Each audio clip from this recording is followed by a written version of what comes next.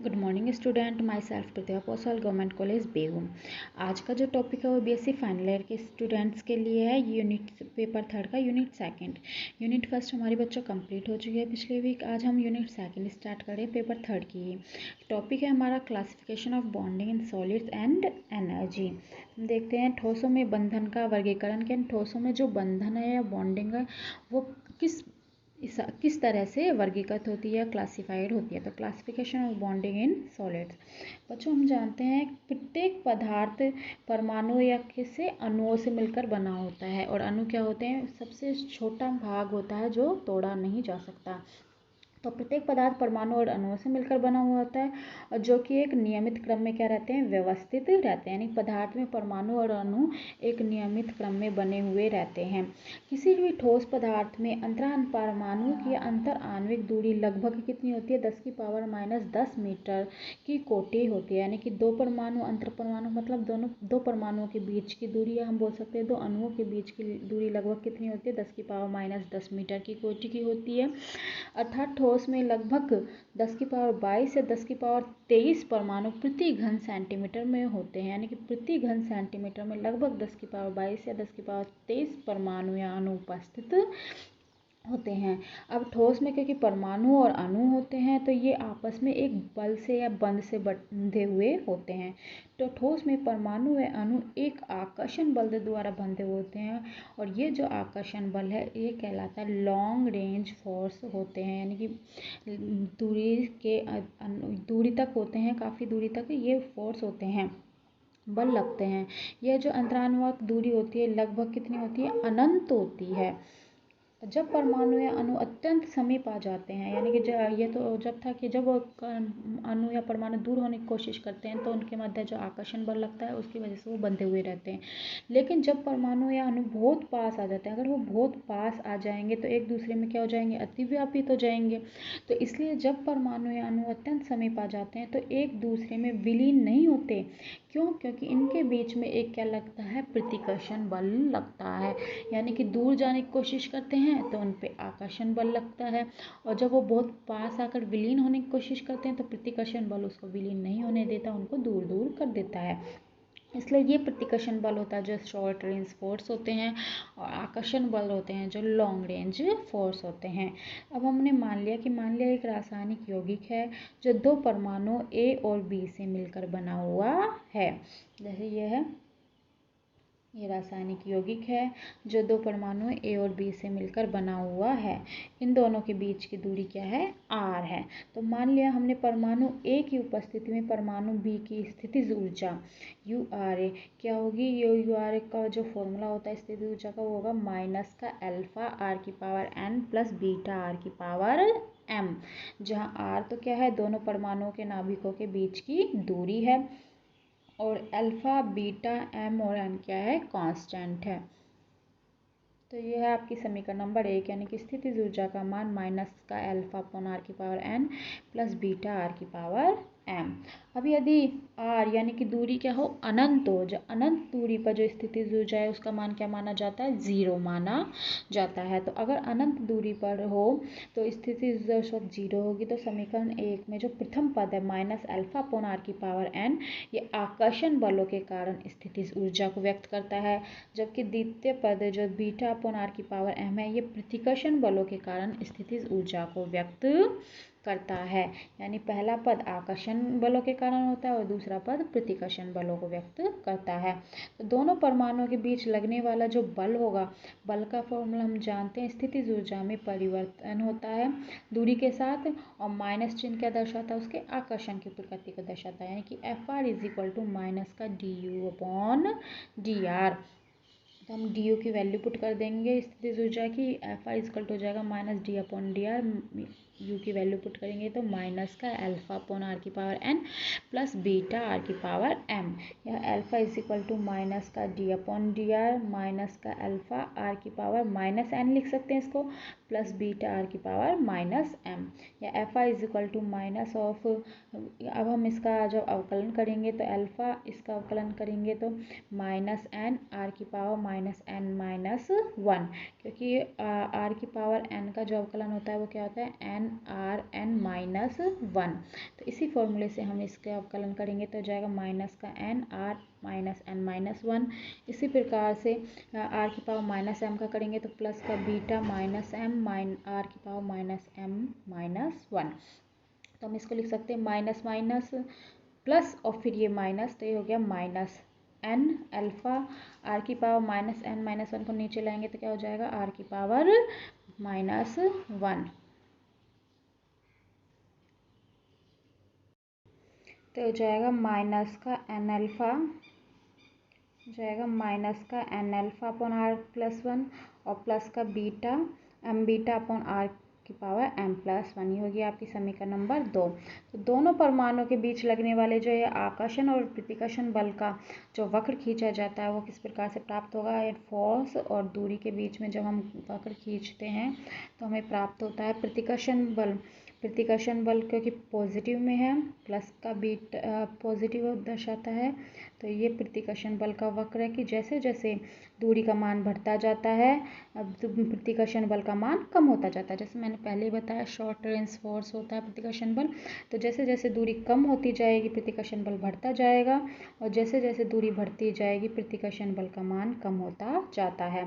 उसी प्रकार से आकर्षण बल है, आकर्षण बल भी जैसे जैसे दूरी बढ़ती जाती है प्रतिकर्षण बल कम लेकिन माइनस की दिशा में कम हो रहा है, मतलब कि बढ़ रहा है क्योंकि नेगेटिव डायरेक्शन में है।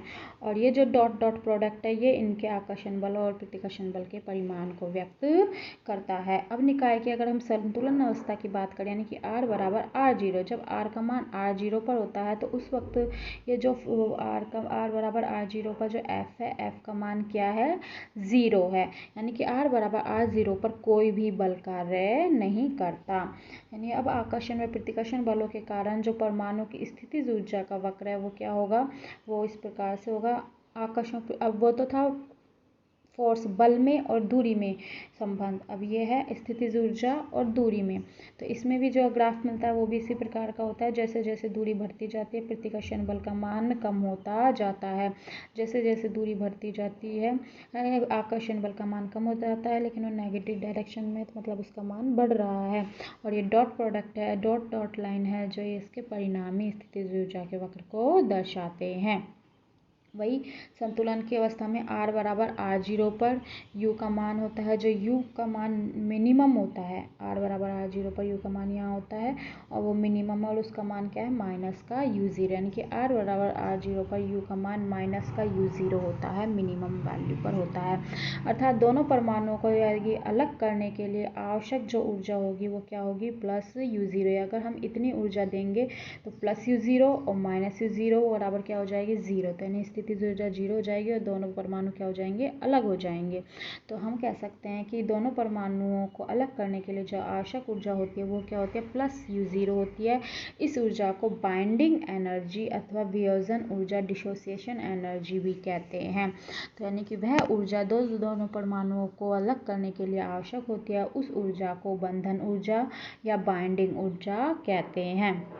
और यह बंधन ऊर्जा या बाइंडिंग ऊर्जा का जो मान होता है वो लगभग 2 से 3 इलेक्ट्रॉन वोल्ट की कोटि का होता है। यानी 2 से 3 इलेक्ट्रॉन वोल्ट की कोटि की अगर ऊर्जा इनको मिल जाती है तो दोनों परमाणु क्या हो जाते हैं, आपस में अलग हो जाते हैं। उच्च ताप पर अथवा किसी अन्य प्रक्रम द्वारा भी जब अणु इतनी ऊर्जा अवशोषित कर लेता है तो उसका भी वियोजन हो जाता है।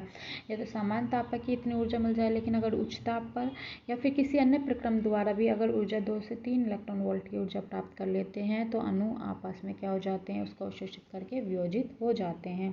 अब आर बराबर आर जीरो पर यानी कि संतुलन की अवस्था में यू का मान क्या होगा, यू मिनिमम होगा। तो एफ, और उस वक्त एफ बराबर क्या होता है, ज़ीरो होता है। तो समीकरण नंबर 2 में हम वैल्यू पुट करेंगे तो एफ बराबर होता है, हमारा आया था माइनस का N alpha upon R zero N की plus one plus M beta upon R zero M plus one.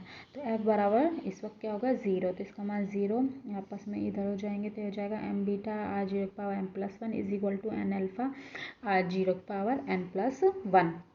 या हम बोल सकते हैं आर जीरो की power N plus one, cross product करें इसको इधर तो आर जीरो की power N plus one upon R zero M plus one यानी N alpha upon M beta.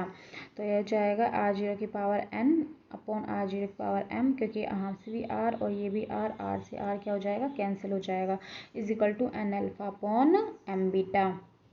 तो आर बराबर आर जीरो पर जो न्यूनतम स्थितिज ऊर्जा होगी वो क्या होगी, समीकरण 1 से समीकरण 1 हमारी क्या थी, U minimum is equal to minus alpha upon R zero की power N plus beta upon R zero की पावर एम। माइनस का अल्फा अपॉन आर जीरो की पावर एन हम कॉमन ले लेंगे, तो अंदर बचेगा 1 minus beta upon alpha R zero की पावर एन आर जीरो की पावर एम। समीकरण नंबर 3 से आर जीरो की power N upon R zero की पावर एम का मान पुट करेंगे, जो कि क्या है, N alpha upon M beta. तो ये वैल्यू पुट करेंगे तो अल्फा से अल्फा क्या हो जाए, अल्फा से अल्फा कैंसिल हो जाएगा और बीटा से बीटा कैंसिल हो जाएगा।